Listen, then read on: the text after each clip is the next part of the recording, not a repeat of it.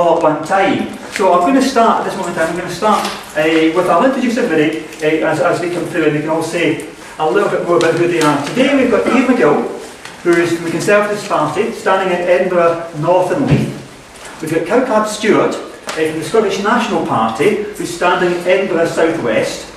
We've got Ian Murray from the Labour Party, who's standing in Edinburgh South. And we've got John Barrett from the Liberal Democrats, who, correct me if I'm wrong, John, is not standing this time, but used to be, up till Monday, the Liberal Democrat MP for Edinburgh West, right? Okay, who was disability spokesperson for the Liberal Party, and he'll say a bit more about that as well. So, well, thanks very much for coming, right? I'm getting booed all last weekend. The two brothers start tonight, come the door, get everything to your bucking back, I'll punch your face in.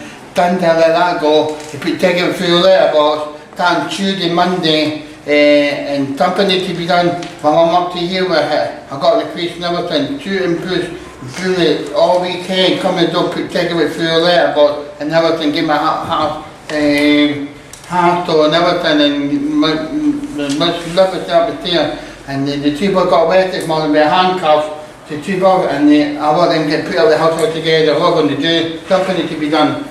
Get Martin through a letterbox all weekend. So, Ronald, are you saying you get very badly bullied, don't you? Yeah, through the letterbox, take it through the letterbox and everything. Dog dirt and everything through it? Yeah. You're bullied a lot on the streets? Yeah, through my door. So, do you want to ask each of the people in front of you, what are they going to do to make you feel safer?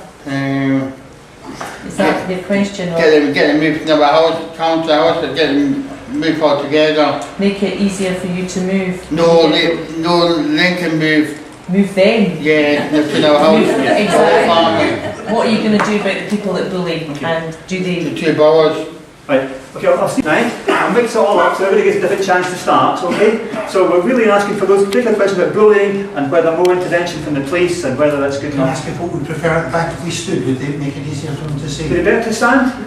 Yes. Yeah. I think it's a really good question. It's a complicated question because it affects people at different levels. I mean, people will have seen in the news not that long ago there was the most tragic case of the mother and the daughter who'd been bullied for 13 years, and in the end they gave up. They said the police hadn't helped, they gave up and they took their own lives. Tragic consequences when bullying isn't nipped in the bud or not effectively dealt with. And often one of the problems is that it's treated as a fairly minor antisocial piece of behaviour, whereas in fact it can destroy people's lives. We've got to start at the very early stage. We've got to make sure that the youngest of young children know that bullying is unacceptable.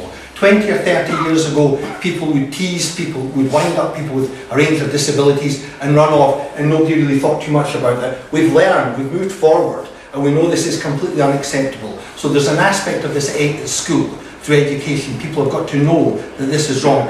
And as children grow up and become adults, the police have got to be able to respond to complaints about bullying, but the police have also got to learn how to be able to take evidence from people, whether they're dyslexic, autistic, whether they've got a range of mental health problems, to give them, as I was saying earlier on, a fair and equal treatment under the legal system. Because what often happens just now, and as you were mentioning, Ronald, is that often the police's response is, we're not going to be able to prosecute this issue because we've not got someone who would maybe stand up to scrutiny in court. So the police have got a key part, but those who are support workers and work along with individuals, when there's evidence of bullying, it's got to be reported to the police. Okay. Why are the people who are most vulnerable going to be made to pay for the mistakes banks have made?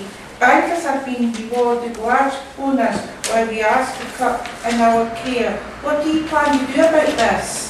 Okay, so The plan is to charge some people for the service charge. So, for example, £75 to cut the grass.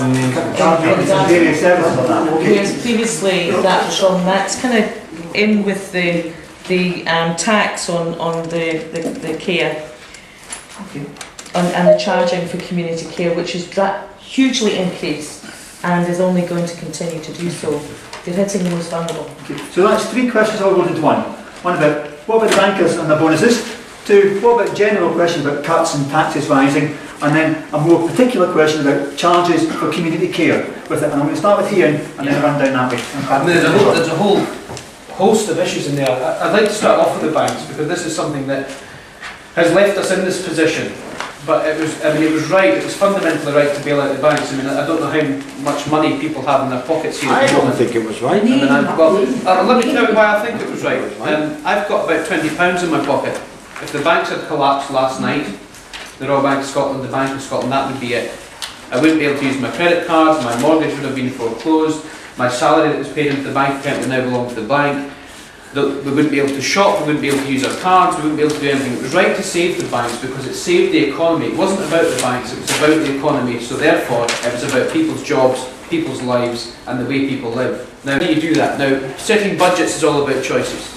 It's all about the choices that you make. The charges that have increased exponentially in Edinburgh was a choice that the council made to do that. It was a choice they didn't have to make. It's very similar to the choices that they made with the care and support tenders and stuff. In terms of garden aid, in terms of special uplifts that Jimmy mentioned, yes, these are all very much localised issues, but they feed through from the national backdrop. These were decisions that didn't have to be made. I don't think that we should have, and I'm speaking for myself here, but I don't think that we should have bailed out the banks to the extent that we did. And I know the reasons why we had to do that, because you've got to think globally and not just locally.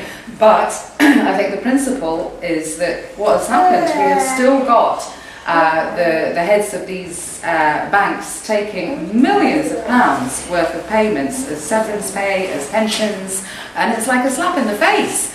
That I think at that time when they were negotiating that, I accept that you had to, sort of prop them up and help them out, but we should have been much firmer in the conditions that we attached to that.